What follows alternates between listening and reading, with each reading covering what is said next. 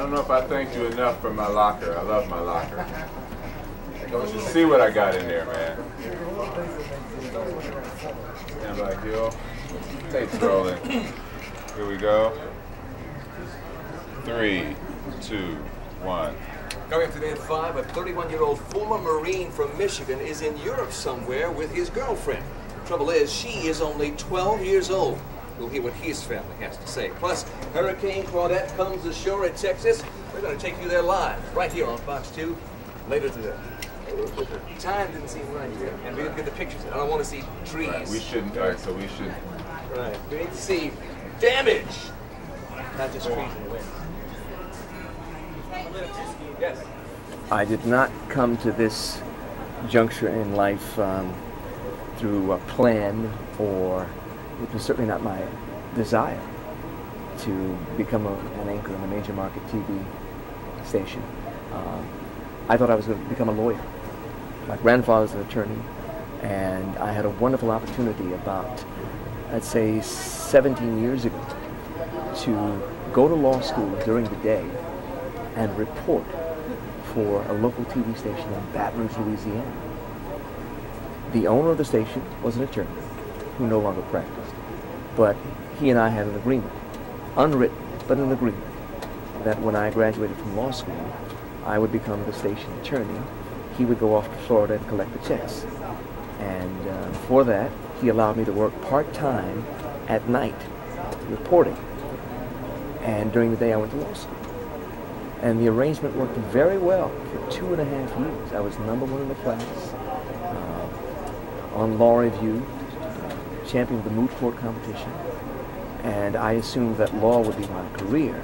But the same skills I used in the courtroom, I also used in reporting, to explain complex issues, to make them understandable, and to get an audience, to make sure that people listen to me and would understand what I said. Well, those skills helped me immensely in ways I didn't realize. Somebody came to Baton Rouge and taped me. As a young man, I don't know if you're aware of the headhunters who travel the country. There are at least 24 firms that go all over the country and videotape everybody on the air.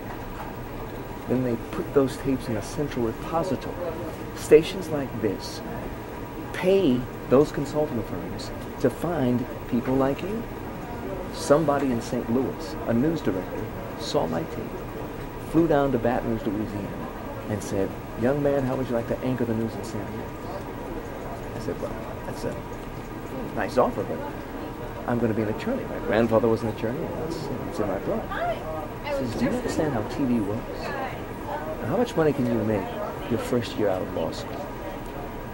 And I told him, 40, 50,000. He said, "I'm going to write something on a napkin." And he passed the figure to me. And it was gigantic, more than double what I could make as a lawyer my first year. I said, "Okay, you're going to give this to me the first year?" He said, "Yes." That paid for everything, all of my tuition, everything, all of that debt wiped out. I said, "Okay, sir, I'll do it for you. But if I don't like it, I'm going back to law school." I said, "Son, if I don't like you, I'm going to fire you the first week." But I took the chance, went to St. Louis. It worked out fine. And I loved it. I loved the aspect of doing live shots and reporting from all kinds of places in the world. I was up in a helicopter almost every night, reporting from places, Cape Girardeau, Missouri, to St. Louis, to Chicago, to Kansas City. It was wonderful. So from 86 to 89, I fell in love with the business. And lo and behold, the very person who made me the offer in Baton Rouge was transferred to Detroit. So when he came here, he offered me a job here as well. That's why I ended up here. But I never had any inkling I'd be doing this. Now, my next question is, what's it like being a face that everyone recognizes? When they see the news, either they recognize Carmen Harlan, Devin Skillian, Huel Perkins, that's like... We are symbols for the station, and we're also symbols for the city and for the community. And that's why it's important that we present, I think, the kind of image that you as a viewer can relate to. But it's an intangible thing. You never know what the viewer's going to like. And there are lots of talented people out there who anchor the news or who report, and who may never get the opportunity that we have. That's why we have to treat this with a great sense of responsibility and respect. And as far as all the fans saying, "Ooh, that's Huel Perkins," I think it's wonderful. I'm flattered. I'm very honored, and I try to make sure that they understand that they are part of my family too. And I never ever turn up my nose at anybody who says hi Huel, because in the eyes of the viewer, they think they know me, even though I've never met them. They think they know me, and I understand them.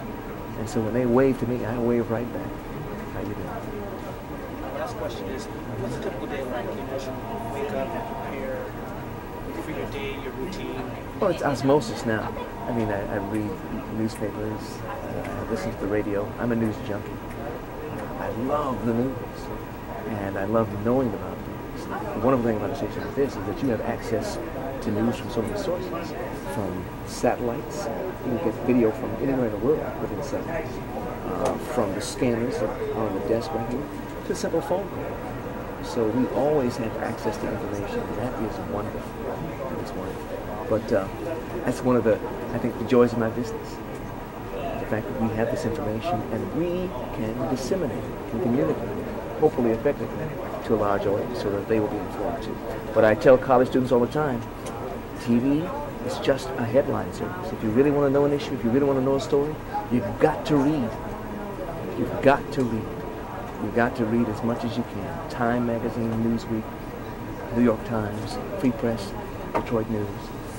To understand a story in depth, you've got to read. Then you can communicate it well through television. But you have to have background and depth, and you can only get that by researching and reading.